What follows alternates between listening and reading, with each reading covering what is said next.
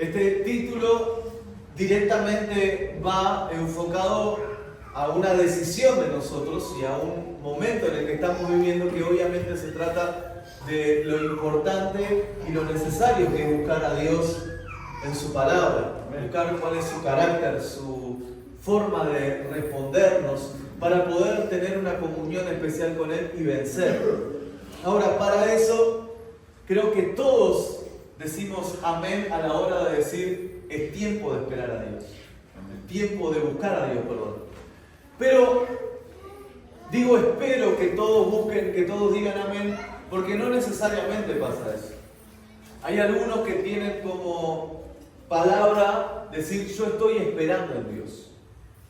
Yo me encuentro en una temporada de mi vida que lo que estoy haciendo es esperar en Dios. Ahora vamos a definir hoy qué es esperar en Dios y si tiene alguna diferencia con buscar a Dios. Muchos de los que hoy están aquí seguramente están diciendo, estoy esperando una respuesta de Dios, estoy esperando algo que Dios haga en mi vida, estoy esperando una señal de Dios, estoy esperando que Dios me confirme algo. Pero ¿qué significa esperar en Dios? A veces creemos que esperar en Dios es mantenernos quietos, no movernos, no hacer nada. Pero en realidad esa postura no existe. No podemos quedarnos sin hacer nada, porque el no hacer nada significaría también que algo sucediera. Creer que nosotros, al no hacer nada, estamos esperando en Dios, estamos en realidad generando que algo suceda y que sea contrario a lo que en realidad Dios nos quiere enseñar. Hoy el Señor nos quiere decir que esperar en Dios es directamente proporcional a buscar en Dios. Nosotros no podemos esperar en Dios si no lo estamos buscando. Uno puede decir, no, yo no estoy haciendo nada porque estoy esperando en Dios. No podemos decir, no, yo no estoy moviendo nada porque en realidad estoy buscando una respuesta de Dios. Sin que antes haya una búsqueda. Tenemos la necesidad, cada uno de los que hoy estamos aquí, de buscar a Dios y aún más cuando estamos esperando una respuesta. Si hoy en día tú estás diciendo, yo me siento en la posición de esperar en Dios, entonces tienes una actividad muy importante, buscarlo. Amén. Porque en la palabra del Señor constantemente dice, buscar al Señor mientras pueda ser hallado. Buscar su rostro. Pueblo de Dios, buscadme a mí. En el Antiguo Testamento la palabra del Señor siempre decía, y se equivocaron, pero se arrepintieron y buscaron a Dios. Y se equivocaron, pero cambiaron el parecer y buscaron a Dios y Dios les respondió.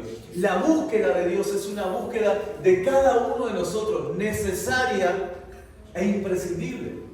Nadie puede mantenerse en Dios si no lo busca. Algunos dicen, es que yo ya encontré a Dios, por lo tanto ahora estoy esperando. Pero esa palabra buscar a Dios significa profundizar en Dios.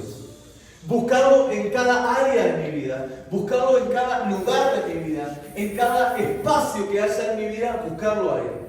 Y hoy vamos a ver a través de la palabra cómo se busca a Dios, qué debemos hacer para esperar en Dios y cuáles son las actividades que debemos hacer. Busquemos allí, valga la redundancia, en Oseas, capítulo 10, bendito sea el nombre del Señor, lo que Él nos quiere enseñar a través de su palabra. Gloria al nombre del Señor. El profeta Oseas, capítulo 10, versículo 12. Cuando lo encontramos decimos fuerte amén. Ponga su mano ahí, señale donde vamos a leer y vamos a orar. ¿Encontraron? Amén. Señor, tú eres nuestro Dios. En esta mañana queremos recibir de ti y encontrar en tu palabra refugio, fortaleza y transformación. Por eso, Padre, queremos leer tu palabra con total respeto y humildad y una certeza de que tú hoy nos estás hablando porque quieres transformar nuestras vidas a la medida de tu voluntad. Señor, no nos queremos parecer al que tenemos al lado, ni a nuestro hermano, ni al que está atrás. Queremos parecernos a ti, ser imitadores de ti. Por eso en esta mañana necesitamos que tú nos hables y que tu Espíritu Santo dirija conforme a cada uno y a tu voluntad en esta mañana. En el nombre del Padre, del Hijo y del Espíritu Santo. Amén. ¿Lo encontraron? O sea, lo hice avise buscar. Oseas capítulo 10, versículo 12.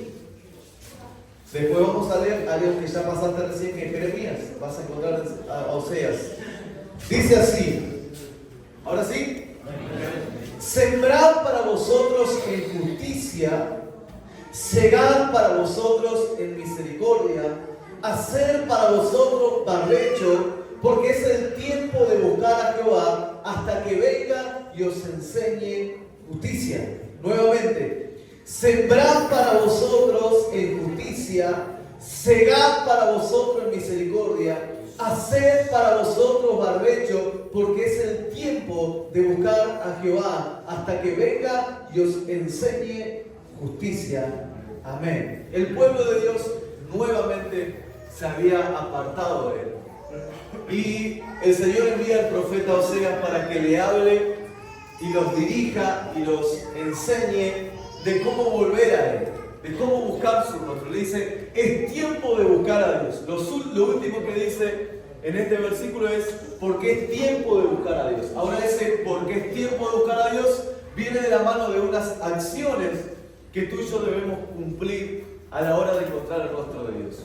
No podemos decirle, reitero al Señor, Señor, yo todavía no he hecho nada porque estoy buscando una respuesta tuya.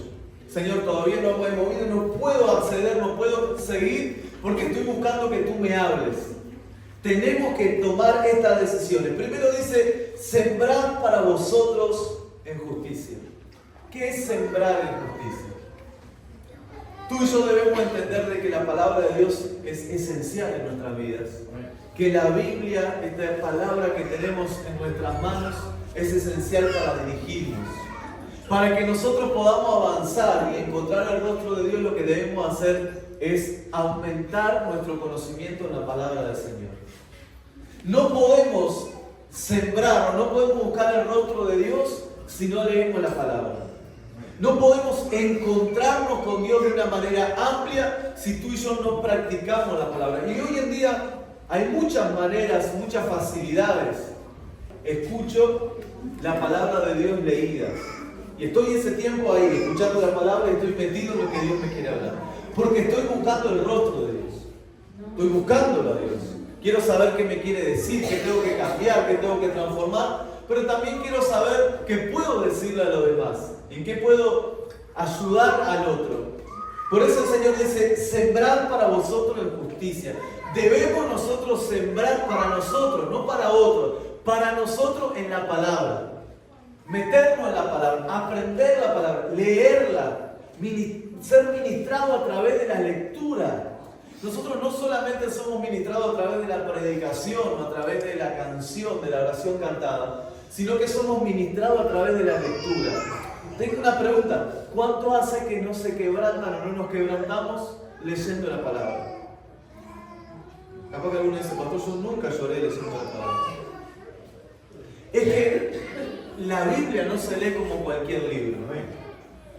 La Biblia es Dios hablándonos a nosotros. A través de diferentes situaciones en el tiempo, en la historia, Dios hablándonos a nosotros. Cuando Dios le dice al pueblo, te voy a libertar, es Dios diciéndonos a nosotros, te voy a libertar. Cuando Dios le dice al pueblo, te saco de Israel y te llevo a la tierra prometida, es Dios diciéndonos a nosotros, te saco de Israel y te llevo a la tierra prometida. Las promesas que Dios está poniendo, que puso en su palabra, son para nosotros. El problema es que cuando la leemos como un libro nomás, no sembramos nuestra vida. Porque lo único que hacemos es releer una palabra. A veces nos pasa que leemos y decimos, es que yo esto lo leí varias veces. Pero no profundizamos en eso. Buscar el rostro de Dios es tener un versículo en nuestra mente durante todo el día. ¿Hace cuánto no les pasa a ustedes tener un versículo en la mente que no te permita dormir, que quieras saber qué significa eso? ¿Hace cuánto tú y yo no tenemos un capítulo leído diciendo, Señor, ¿qué me quieres decir de este salmo? ¿Hace cuánto no lloramos? No sé cuánto han leído aquí, Jehová es mi pastor. Eso no te hace llorar. ¿Cuánto han leído aquí el Salmo 91? Mi plaga tocará tu morada. El que habita en el abrigo del Altísimo morará bajo la sombra del Omnipotente. ¿Cuántos se han quebrantado con eso? Tú dices, a mí no me pasó, pastor. Bueno, es tiempo de buscar a Dios. Es tiempo de tener un lugar de lectura. ¿Saben por qué a veces no nos quebrantamos? Porque leemos la palabra en cualquier lugar. Y que se puede. Pero hay tiempo de búsqueda de Dios profunda donde tenemos que tener un lugar tranquilo, a solas, cómodos. Que nosotros podamos decir, acá estoy leyendo la palabra de Dios y quiero ver qué Dios me quiere decir a mí. Buscar el rostro de Dios no es llorar con una canción. A veces nosotros los cristianos nos conformamos con eso. Ay, hoy estuve quebrantado, una canción nueva que salió. ¿Cómo me hizo llorar? Está bien, no está mal que nos quebrantemos por una canción. Pero si nosotros no le ponemos la palabra, si nosotros no le ponemos lo que Dios nos quiso decir mediante la palabra, quedará vacía. No estamos sembrando en lo espiritual, solamente estamos sembrando en lo carnal. Y ahora vamos a explicar por qué. Porque nosotros somos seres con sensibilidades también. Y está bien que suceda, está bien que tú y yo nos levantemos y nos quebremos. Está bien que lloremos, que nos alegremos. Esas son partes para adorar a Dios. Pero si no están fundadas en la palabra, a veces solo suelen ser sentimentalismos. Hoy Dios me tocó. ¿Por qué? Porque me hizo llorar. Pero te produjo un arrepentimiento, te transformó. Cuando pasa aquí adelante, hoy Dios me tocó. ¿Por qué? Porque caí al suelo. Pero cuando te levantaste, ¿sentiste algo diferente? ¿Fuiste transformado? ¿Cambió algo en tu vida? ¿Algo Dios te dijo ahí que cuando te levantas diferente? De verdad, cuando pasan aquí adelante, cuando pasamos aquí adelante y Dios nos toca, ¿de verdad es porque Dios nos toca? ¿O porque sentimos alguna sensibilidad? ¿O porque alguno dice, no, pero si el pastor ora por mí yo me tengo que caer porque si no debe ser que pasó algo? Pero en realidad, eso que cuando oramos y alguien cae, no tiene que ser para espectáculo. Ni tiene que ser, si me caigo, Dios me transforma. No, tiene que tener algo diferente. Si tú y yo Dios nos toca, porque Dios nos tocó y caemos, cuando nos levantamos, algo tendríamos que haber sido edificado. Si no, decirle al Señor, perdón Señor, creo que fui yo el que me caí. Buscar el rostro de Dios no es espectáculo. Buscar el rostro de Dios no es sensaciones. Buscar el rostro de Dios es profundidad, es sembrar. No sé cuántos de aquí han sembrado, pero sembrar debemos que llegar a lo profundo. No tiramos la semilla y dejamos de crecer. Tenemos que preparar la tierra. Tenemos que hacer un lugar para que eso crezca. Así que la palabra del Señor dice, sembrar para vosotros en justicia. ¿Qué significa eso? Empecemos a leer la palabra del Señor de una manera poderosa. Miren lo que dice Gálatas, no te preocupes quizás en buscarlo porque si no te va a llevar mucho tiempo. Gálatas 6:8 dice, porque el que siembra para la carne, de la carne segará corrupción, mas el que siembra para el Espíritu, del Espíritu segará vida eterna. Así que hay dos formas de cegar. O para la carne o para el Espíritu. Podemos nosotros cegar en lo que es de afuera, en las sensaciones. Hoy quiero sentir algo de Dios y ponemos una canción romántica y decimos, qué lindo Señor, cómo me has tocado. Pero muchas veces, aunque está bien, eso termina siendo algo solamente sensorial, solamente externo. Para que eso se vuelva profundo debe ser un sembrío espiritual. ¿Cómo hacemos para tú y yo sembrar en lo espiritual? Buscar el rostro de Dios en nuestras vidas. Buscar a Dios. Y este es el tiempo en que tú y yo debemos buscar a Dios más que nunca. Cristo viene pronto a buscarnos. Y debemos tú y yo enfocarnos en buscar en la palabra de Dios. Porque el que siembra para la carne segará corrupción. Mas el que siembra para el Espíritu, del Espíritu segará vida eterna. Tú y yo no vamos a segar vida eterna por escuchar una linda predicación. Tú y yo no vamos a tener vida eterna por escuchar una linda canción, porque lloremos por una linda canción. Tú y yo vamos a tener esos frutos cuando nos metemos con Dios y queremos conocer a Dios. ¿Cuál es su carácter?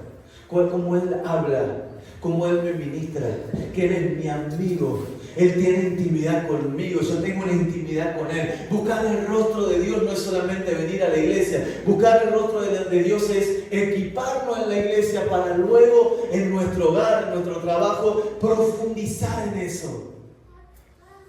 Ahora dice, si nosotros buscamos el rostro de Dios, segaremos en misericordia. ¿Qué significará eso? Mira, si tú y yo sembramos para la carne, dice que vamos a cosechar corrupción.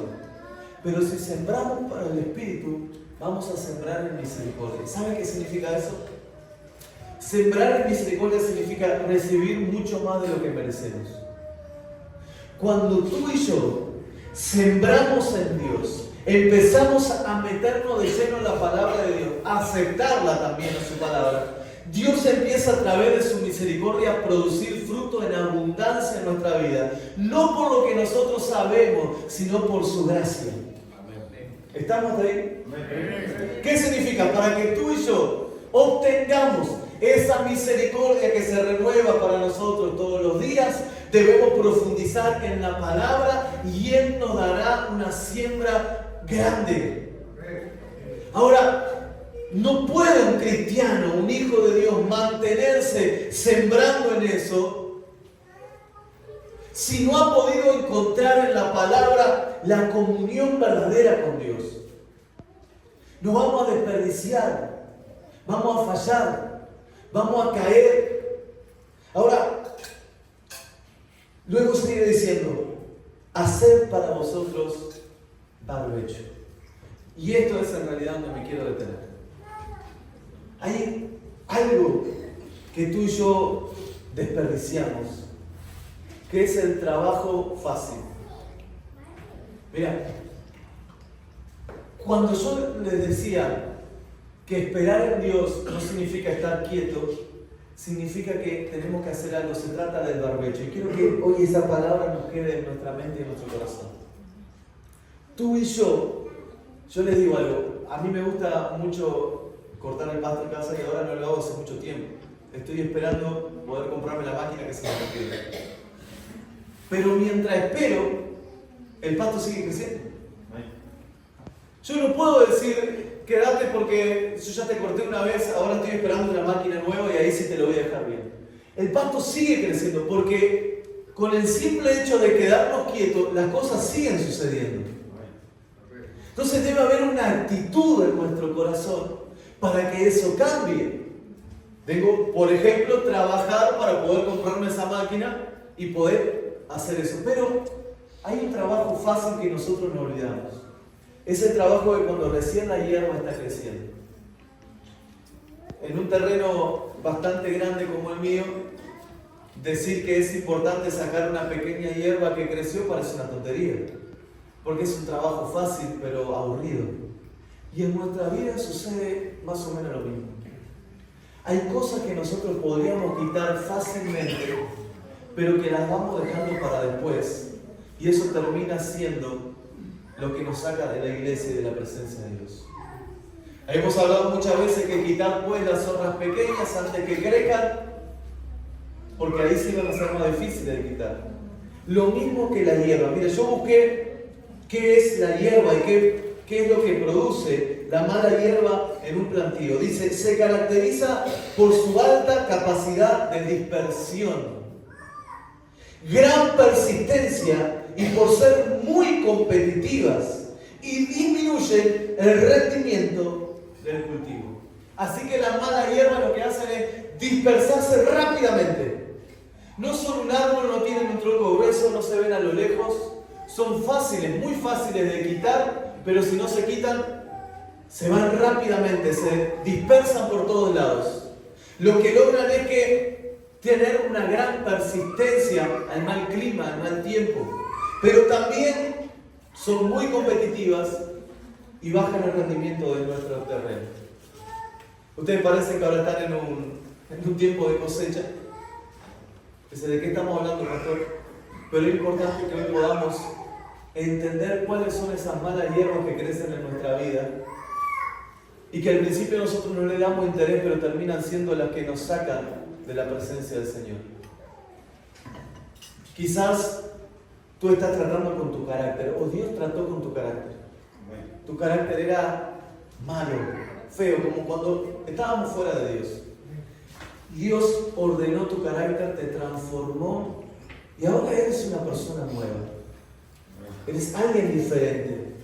Has cambiado, te diste cuenta que cambiaste, lo percibiste. De verdad que desde que acepté a Cristo mi carácter ha cambiado. Pero en un momento de tus días aparece una mala hierba. Esa mala hierba es un pequeño enojo. Un enojo que luego el diablo se va a encargar de transformarlo. Quiero decirte algo. En los pequeños errores es donde más el diablo está. Vamos a expresar por qué. A veces pensamos que el diablo está en esas grandes gigantes que se levantan. A veces creemos que el diablo está en esos grandes obstáculos. Pero en realidad el diablo está más en esos pequeños. Mira cómo trabaja el diablo. Él es experto en minimizar los pecados cuando te lo ofrecen y en maximizarlos cuando los cometes. Es experto en eso. Cuando el diablo te ofrece un pecado, te dice, ¿estás trabajando en tu carácter? Un enojo. Al final tampoco eres Heidi. Podemos enojarnos una vez. Y el diablo te dice, bueno, es un enojo. ¿Qué te va a hacer ponerte mal por un momento? Pero cuando cometes ese error, inmediatamente el diablo lo maximiza y dice, ¿ves que no has cambiado? ¿Ves que no puedes cambiar tu carácter? ¿Ves que era una simple ilusión? ¿Ves que en realidad Dios no te transformó? En realidad Dios no quiere transformarte. En realidad Dios no obró. Y te envía personas que también aumenten ese pensamiento. Otro que dice, al final no cambiaste. ¿No era que iba a la iglesia? El que iba a la iglesia, ahí está. Otra vez volvió a enojarse. Y uno dice, pero me lo presentaron como un pequeño error. Y ahora que lo cometí, ¿por qué lo hacen tan grande? En realidad es el diablo queriéndote minimizar a ti y maximizar el pecado. ¿Vamos a otro ejemplo? Quizás tú estás peleando por una adicción. Y has vencido. Y el diablo te dice, voy a poner un ejemplo de los que yo conozco. Al principio la última vez que lo dejé de una vez y para siempre, pero al principio, cuando yo había dejado el cigarro, cuando estaba en un momento de tensión, en un momento difícil, yo fumaba, un ejemplo, 20 cigarros al día, y llegaba el momento difícil, tuve una semana difícil, llegaba el sábado, y el diablo me decía, uno, no hay nada. Si dejaste 20 por día, uno un sábado, no hay nada. Entonces yo creía que para tranquilizarme debía volver a fumar para bajar un poco. Miren lo que el diablo produce en nuestra mente. Creer que el cigarro nos tranquiliza. Lo que hemos fumado alguna vez, sé que lo han pensado. Creer que el cigarro es lo que pasa, que si no fumo no me tranquilizo. Que si no fumo estoy mal. Que me pongo nervioso. Que me pongo mal. Y es el diablo que dice, no pasa, es uno, dejaste 20. 20 por semana, 140. Uno, van a ser 139 que dejaste en la semana, no hay nada. Pero cuando lo haces, llega al culto y el pastor habla de cigarro.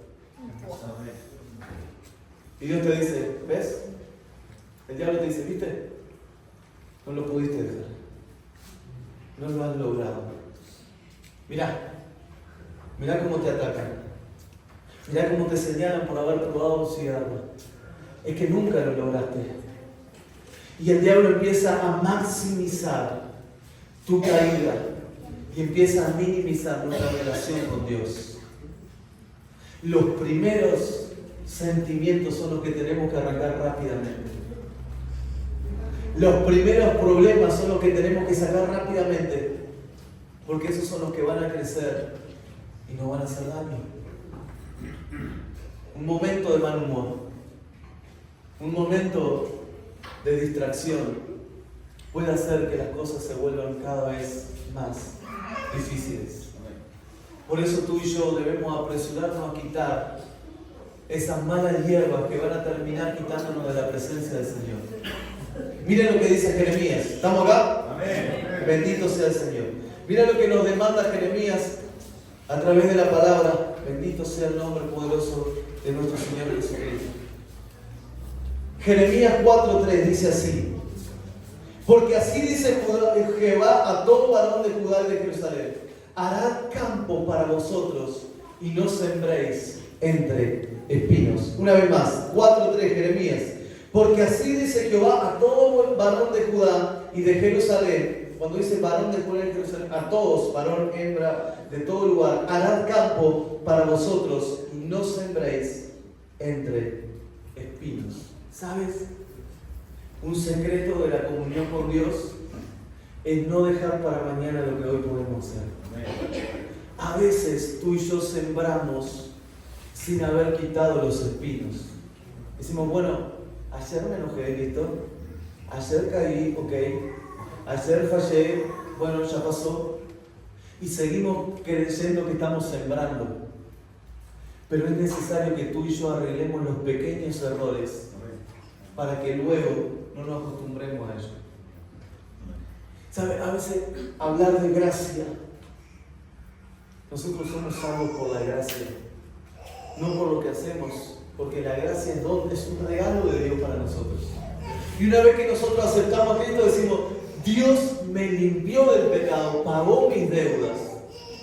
El problema es que muchas veces nosotros, cuando caemos y fallamos y nos equivocamos, lo hacemos costumbre. Si tú dejaste los 140 cigarros por semana y fumaste uno, tiene que generarte algo inmediatamente. Si tú cambiaste tu carácter, pero ahora ves que hay volver a sentir ese cambio de carácter, de humor, rápidamente tienes que atacarlo. ¿Pero cómo lo hago? Buscar a Dios en su palabra. Buscar que Él me fuerce, que me hable, que me levante, que me liberte, que me transforme, que cambie mi visión. Quizás tu problema es tu lengua. Quizás sabes que tu problema es hablar mucho y cosas que en realidad no tendrías que hablar. Y viene venciendo, viene bien. Pero el pastor el domingo o el miércoles habla de Santiago. Y dice: mirad cuán pequeño órgano y se jacta de grandes cosas, que es la lengua. Dice: así mismo las grandes naves son guiadas por un pequeño timón. Así pues nosotros somos guiados por un pequeño órgano que se jacta de grandes cosas, que es la lengua. Dice: cuán grande incendio provoca la lengua. Porque es inflamada por el... Miren lo que dice Santiago: inflamada por el infierno mismo. Y nosotros venimos venciendo y cuidándonos. Decir: tengo que cuidarme, no puedo ser así. Y en un momento dijiste algo que se te escapó. Y el diablo te dice: ¿viste? No has cambiado nada. Y empieza a cambiar tu manera de ver a la iglesia, de ver la palabra, de recibir, y te quita las ganas. Porque al final de cuentas, otra vez fallaste. Otra vez te equivocaste. Otra vez caíste. Otra vez el diablo te está diciendo: ¿viste? ¿Viste que no puedes? Es más, la palabra cuando viene no la tomamos como una exhortación, sino como una recriminación. Escucha bien. ¿Estamos acá? Amén. Cuando tú y yo nos vamos del culto, de la reunión, y en la semana no leemos y oramos, la palabra de exhortación se vuelve una recriminación. El pastor no me está exhortando a través de la palabra por medio de su espíritu, sino que me está recriminando lo que hice. ¿Sí o no? Gracias por que a mí me pasaba. Yo creía que el pastor me estaba recriminando lo que había hecho, pero era Dios exhortando. Es diferente. Dios no te está diciendo: ¿viste que lo hiciste? Otra vez lo hiciste. Dios te dice: vi que lo hiciste, pero tengo autoridad para transformarte si de verdad te abres a mí y reconoces tu error. Por eso dice la palabra del Señor: si reconocemos sus pecados, abogado tenemos para Dios, que es Cristo, aquel que paga por nosotros nuestras deudas.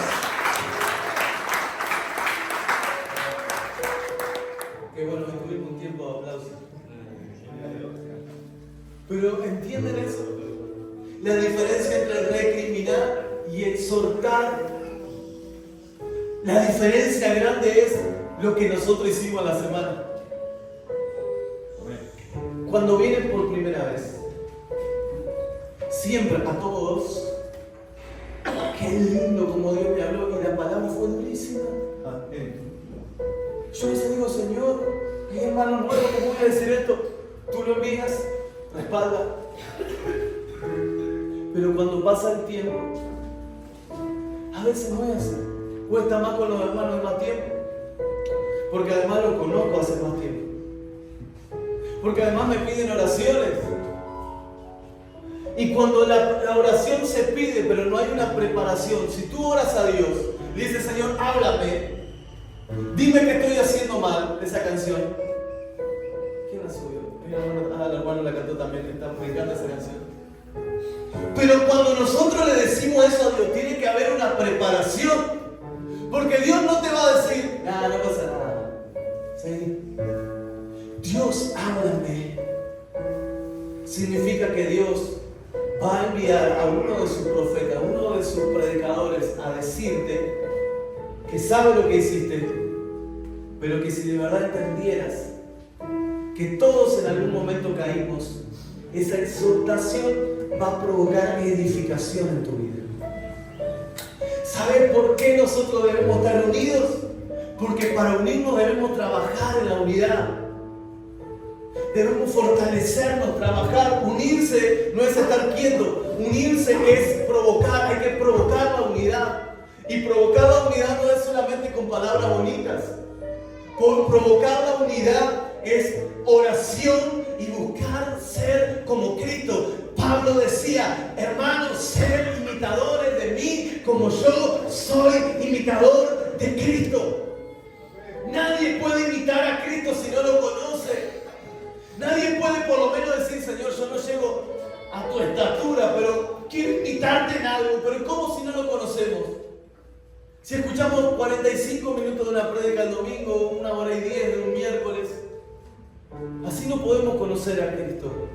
Aquí nos equipamos, pero durante la semana debemos conocer quién es aquel que me salvó y que dio su vida por mí. Lo amo, te necesito, Señor. Necesito comerme esta palabra porque te amo, porque quiero ser imitador. Pero para ser imitador de Cristo, escuchen esta palabra. Jesús, que no tomó ser igual a Dios como cosa de que aferrarse, sino que siendo Dios se bajó a lo sumo y fue siervo. Aleluya. A través del sufrimiento aprendió obediencia. Amén. Esa palabra siempre me impactó a mí. A través del sufrimiento aprendió la obediencia. Nadie puede obedecer si no le cuesta. Hay cosas que nos cuestan. A nuestros hijos cuando le queremos enseñar algo, ¿cuántas veces pensarán, yo voy a ponerme para no poner a mis hijos, papá no me quiere? ¿Cuántas veces golpeé mi cama? Mi cama era de hormigón en ese tiempo, así que imagínense, de verdad. Y golpeé mi cama diciéndole, mi padre no me quiere, ¿cómo no me van a dejar hacer esto? No lo entiendo. Pero a través de ese sufrimiento y esas lágrimas después pude saber que en realidad ellos me estaban protegiendo. Me estaban guardando. Pero a mí mi pensamiento de mis amigos, tenía amigos que no estaban lamentablemente siendo cuidados y ellos salían a cualquier hora y venían y se iban y yo creía que en realidad debía ser así y le decía, escuchen, imagínense, pónganse en la situación de Dios, y le decía a mis amigos, es que mis padres no entienden, yo quisiera tener unos padres como los tuyos. Y estoy seguro que por dentro ellos decían, pero yo quisiera tener un padre como los tuyos. Pero a través del sufrimiento nosotros aprendemos obediencia. Y cuando la aprendemos sabemos que eso que Dios nos mandó a hacer, eso que Dios nos enseñó, es lo que nos va a hacer libres de verdad. Que nos va a libertar del peso y del pecado que asedia a nosotros. través del sufrimiento muchas veces vamos a tener que obedecer, pero ¿sabe? Este tiempo se llama la generación de cristal. No aceptamos un no por respuesta. Porque si algo no nos gusta, con el índice lo movemos. Vamos a algo que me divierta. Algo que en realidad sea como yo quiero. Por las redes sociales tengo millones y millones y millones de videos de predicadores. Este no me gusta, este tampoco, este sí, este dice algo que a mí me gusta. Videos, cosas que involucran, quieren involucrarnos, pero no a la transformación, sino a que dejemos de pelear. ¿Saben cuántas cosas ha provocado el diablo para que tú y yo dejemos de pelear? Pare de sufrir. Y Dios dice, no, espera, aún queda un poco de sufrimiento, pero de aquí a poco el que ha de venir vendrá. Y muchas veces nuestra obediencia viene de la mano de una gran lucha, de una gran pelea, de una gran batalla, del pelear con el no quiero, el no entiendo y para mí no es así. De que muchas veces el diablo te va a decir, viste que caíste de vuelta. O el diablo te va a decir, ya está, andate. Te equivocaste de lugar. No levantes tu mano, pero ¿cuántas veces has llegado esto a tu mente? Te equivocaste de lugar. ¿Cuántas veces has sentido que este no era tu lugar? Por favor, prefiero que no levantes tu mano. ¿Cuántas veces has dicho, no sé qué me pasa, no siento más nada? Debe ser de que Dios ya no está conmigo. ¿Cuántas veces el diablo te hizo creer eso? ¿Cuántas veces el diablo te hizo creer de que Dios ya no estaba contigo porque orabas y no sentías nada? Porque venías a la iglesia y parecía que tus hermanos cada vez se ponían peor, ¿sí o no? ¿Cuántas veces viniste y te fuiste de la iglesia diciendo, no sé, los hermanos yo pensé que eran de una manera, pero se están volviendo peor? Y el diablo ahí te va sumando, sí. Pero Dios está ahí diciéndote, hey, métete en mi palabra, busca de mi rostro y te voy a enseñar que yo soy fiel, que te amo, que te puse ahí, que estás viviendo un momento difícil porque estoy quebrando, te estoy transformando porque quiero hacerte un vaso de honra, quiero transformarte. El Señor de señores dice, te voy a usar para mi gloria. Los ángeles ni siquiera pudieron acceder a eso. Los reyes quizás no pudieron, pero lo más vil de este mundo ha llamado Dios para avergonzar a los sabios de este mundo.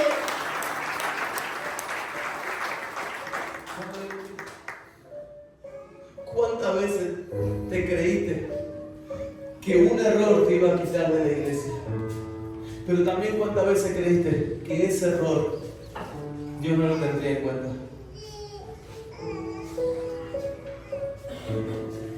Escuchen, el cristiano que comete un error sigue siendo cristiano, porque el justo puede caer, no buscar caerlo, pero no vamos a caer. Pero el cristiano que cae y no sufre, ese sí que está en problemas. ¿Cómo es caer, pastor? ¿Estás hablando de adicciones? No, quizás le fallaste a uno de tus hermanos. A uno, y no te provocó nada. ¿Sabe qué te provocó? La culpa fue de él. Cuando a un hijo de Dios un error hace que se lo ponga en otro, ¿sabe qué nos volvemos? Acusadores. Y no estoy diciendo que no haya sido la culpa efectivamente del otro. Estoy diciendo el problema que hay, que no estemos llenos de Cristo para resolverlo como Cristo quiso. Ser imitadores de Él. ¿Quieres saber cómo fue Cristo? 12 de sus discípulos, de sus amigos más cercanos. Él los amaba, dormían juntos, se despertaban juntos. Estoy seguro que sonreían juntos, se reían, miraban el cielo, contemplaban los milagros de Dios, y uno de ellos Dios sabía de antemano, Jesús sabía que era el que lo iba a entregar. Desde el principio sabía que Judas lo iba a entregar. Desde el principio de la creación. Y Jesús lo mira y nos junta a todos los discípulos. Y esto ya lo hemos hablado, pero se lo voy a repetir. Se saca la toalla de su cintura y se acerca a Judas. La Biblia no lo relata específicamente, pero así fue porque estaban los 12 ahí. Aleluya. Y se acerca a Judas y toma sus pies y empieza a limpiar sus pies, aunque sabía que él era el que lo iba a entregar. Y dice que empieza a lavar los pies de cada uno de los discípulos. Cuando llega Judas, él podría haber dicho: no te voy a lavar los pies. Pero él decidió seguir siendo Dios. Tú y yo tenemos oportunidades que sabemos que nos van a fallar, pero el carácter del otro nos va a cambiar a nosotros, o el carácter de Cristo es el que nos dirige a nosotros.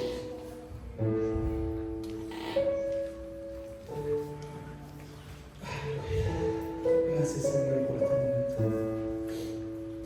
Gracias por tu silencio, Señor.